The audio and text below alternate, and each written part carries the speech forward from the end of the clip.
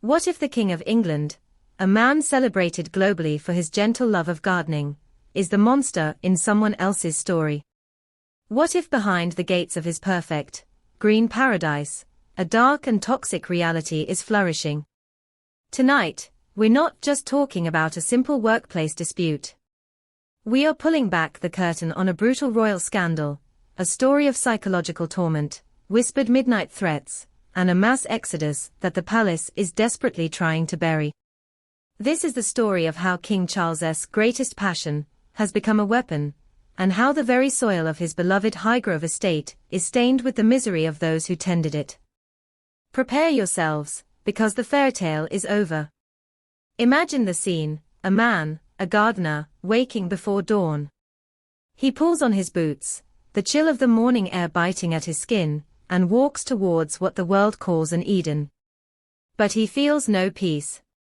He feels a knot of dread in his stomach. Because he knows what might be waiting for him, staked into the damp earth beside a rose bush, or tucked under the handle of a rake, a note.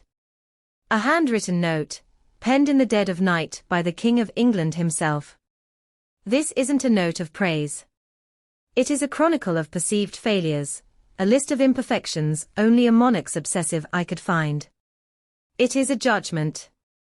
And for the men and women who worked at Highgrove, these midnight notes, as they came to be known, were a form of relentless psychological warfare. This wasn't just a job. It was a pressure cooker of royal expectation, and it was about to explode. In an almost unbelievable act of defiance, it finally did. 11 of the king's 12 full-time gardeners walked out. This wasn't a strike. It was a surrender. A mass resignation that stripped the king's private sanctuary of nearly its entire staff. An exodus of this scale is unprecedented, a deafening scream of distress from within the very heart of the king's world. Why? The answer, leaked from the shadows by those who had finally escaped, was chilling. They spoke of being treated like dirt. They painted a grim picture of a workplace fueled by fear, where their horticultural expertise was ignored, and they were reduced to nothing more than disposable hands, tasked with achieving an impossible standard of perfection for shockingly low pay. They were the invisible army that propped up a king's beautiful fantasy, and they had had enough. Now, hold that image of misery and rebellion in your mind. And let us switch scenes to the glittering, sanitized world of royal public relations. At the very same time this internal crisis was reaching its breaking point, the king was being publicly deified for his green thumb. The Royal Horticultural Society, the most prestigious gardening institution in the world, announced it was honoring King Charles with a unique and magnificent award. They called it the Royal Signature, a stunning piece of botanical art commissioned to celebrate his lifelong passion, and his remarkable ability to ignite a passion for gardening in countless individuals. The official statement was glowing, painting a picture of a benevolent monarch leading his people into a new age of environmental consciousness. The irony is so thick, you could cut it with a spade. As the king was being praised for inspiring the nation to garden, his own gardeners were fleeing his employ in droves, their passion extinguished by the very man being celebrated. Let's dissect this tribute, because the details are a masterclass in royal propaganda. The artwork, created by a renowned botanical artist and a master calligrapher, wasn't just a painting. It was a symbol. It featured the king's new royal coat of arms, powerfully encircled by his own favorite plants, the very species flourishing in his gardens. It was presented to him personally at the Sandringham estate, where he literally affixed his own signature to the piece. A copy was scheduled for a grand public exhibition.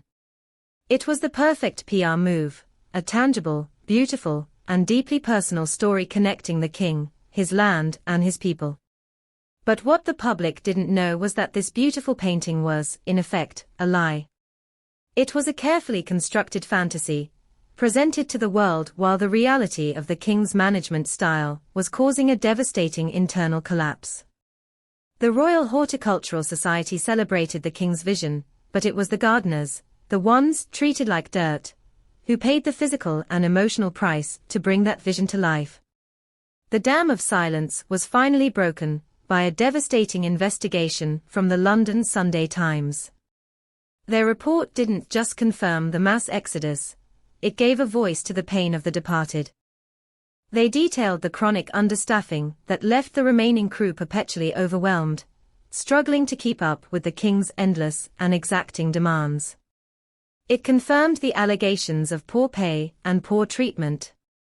But most damningly, it quoted former staff members who described King Charles himself as harsh. This single word was a dagger to the heart of the carefully cultivated public image of the avuncular, slightly eccentric, nature-loving prince, who had now become king. The man who talks to his plants was, according to those who worked for him, a source of fear and intimidation.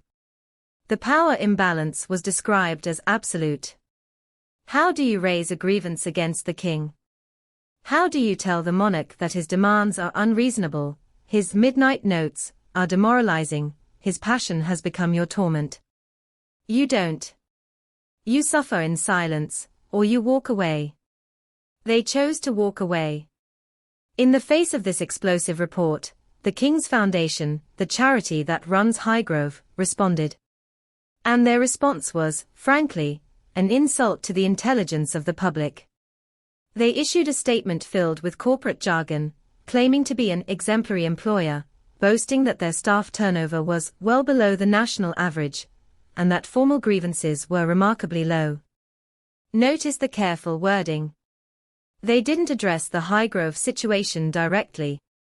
They didn't mention the mass resignation of 11 out of 12 gardeners. They hid behind generalized statistics that meant nothing in the face of such a specific and catastrophic failure. They completely ignored the core allegations of harsh treatment and underpayment. It was a classic, and deeply cynical, act of deflection. By refusing to acknowledge the specific problem at Highgrove, they confirmed every suspicion. They knew there was a fire, and they were trying to cover the smoke with a single, wet blanket of PR spin. It didn't work. If anything, it made them look even more guilty. But the story doesn't end there. It gets more interesting.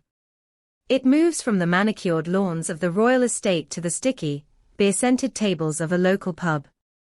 Close to Highgrove, there's a place called the Topiri Arms. For years, it was the unofficial refuge for the estate's staff. Now, it has become the war room for a rebellion. Sources claim that here, after hours, in hushed tones, the departed gardeners have been meeting. They are comparing their stories, sharing their pain, and realizing they are not alone. And out of these secret meetings, a movement is being born. A movement they are calling Freegrove. They are reportedly compiling a dossier, a collection of evidence, testimonies, perhaps even copies of the infamous Midnight Notes, to expose the truth of what they endured. This is no longer just a group of disgruntled ex-employees. This is an organized resistance, and they are preparing to take their fight public. The shockwaves are already reaching the highest levels of power. The Freegrove story has reportedly reached the ears of several members of Parliament, who are horrified by the allegations. There is now serious talk of launching a formal inquiry, not just into Highgrove, but into the employment practices of the entire royal household. This is where the scandal becomes truly dangerous for the monarchy. It raises a terrifying question: are the royals above the law? Do modern workplace standards of respect, fair pay, and mental well-being not apply when your boss wears a crown? This threatens to peel back the legal exemptions that the royal family has long enjoyed, potentially exposing them to a level of scrutiny they have never faced before. The fight of 11 gardeners could trigger a constitutional crisis, challenging the very notion of what it means to work for the crown in the 21st century. This crisis forces us to ask a deeply uncomfortable question about King Charles himself. Is his passion for gardening a genuine love of nature, or is it a symptom of a deeper, more obsessive need for control? Here is a man who waited over 70 years to fulfill his destiny, a lifetime spent in the shadow of his mother.